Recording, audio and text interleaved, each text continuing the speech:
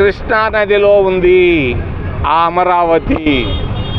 10 రెట్లు ఎక్కువ డబ్బు ఖర్చు అవుతుంది కన్స్ట్రక్షన్ కాస్ట్. నిర్మాణానికి అమరావతిలో ఏ బిల్డింగ్ కట్టాలన్నా 10 అంతలు ఎక్కువ అవుతుంది. తప్పు చేస్తున్నాడు చంద్రబాబు నాయుడు. నేను సున్నితంగా తెలియజేస్తున్నాను.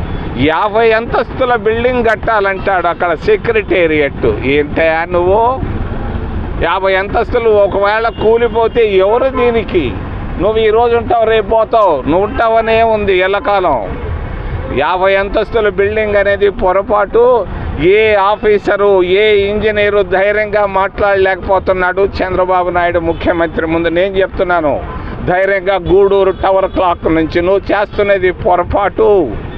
మహానగరాలు కట్టాలనుకున్నప్పుడు అమెరికాలో కూడా మహానగరాన్ని కట్టేటప్పుడు, వాషింగ్టన్ కట్టేటప్పుడు ఆలోచించారు. మరి మలేషియాలో కూడా మహానగరాన్ని కట్టలేక ఫెయిల్ అయ్యారు. ఆస్ట్రేలియాలో కూడా ఒక మహానగరాన్ని, సిటీని కట్టాలంటే అక్కడ ఫెయిల్ అయ్యారు. నువ్వు అమరావతిలో ఫెయిల్ కాబోతున్నావు.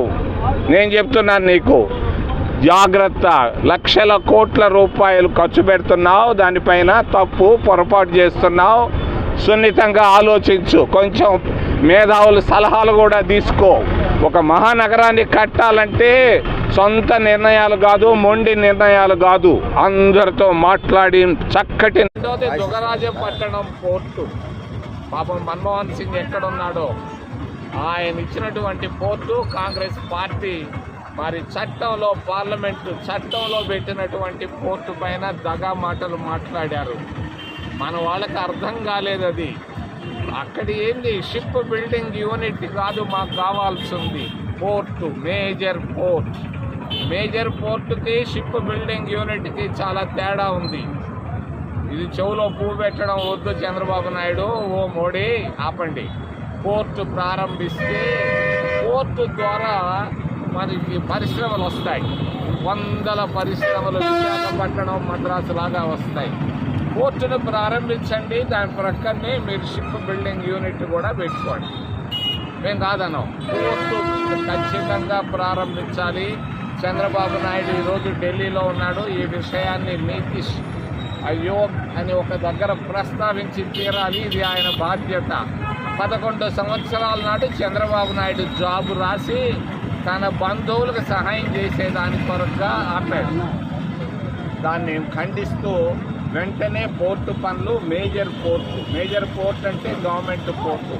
ప్రపంచంలోనే 5వ పెద్ద పోర్టుగా దుగ్గరాజపట్టణాన్ని మేము తీసుకొని వచ్చాం. ప్రపంచంలోనే ఇంగ్లాండ్లో ఉంది, మరి అమెరికాలో, న్యూయార్క్లో ఉంది. అటువంటి పోర్టును తీసుకొచ్చేదాని కొరకు మేము ప్రణాళికలు వేసాం, చట్టాన్ని చేసాం. అది ప్రారంభిస్తూ మీరు షిప్ బిల్డింగ్ యూనిట్ పెట్టండి. 3వది రాజధాని. చంద్రబాబు నాయుడు పొరపాటు చేస్తున్నాడు. చంద్రబాబు నాయుడు నేను ఖచ్చితంగా, ఖండితంగా, సున్నితంగా నా మిత్రుడైన చంద్రబాబు నాయుడికి 2 ఏళ్ళు ఎత్తి చూపిస్తున్నా. 1,00,000 కోట్ల రూపాయలు ఖర్చు పెట్టాలనుకుంటున్నావు అమరావతిలో. ఎవరి డబ్బు ఖర్చు పెట్టాలనుకుంటున్నావు? ప్రజల డబ్బు. ఎలా వస్తూ ఉంది డబ్బు? బ్యాంకుల నుంచి లోన్లు తెస్తున్నాడు. మరి బ్యాంకులకు గ్యారెంటీ ఇస్తుంది ప్రభుత్వం ఇస్తుందంటే ప్రజలు ఇస్తున్నారు. నువ్వు 50,000 కోట్ల రూపాయలు బ్యాంకు లోన్లు శాంక్షన్ చేయించావు.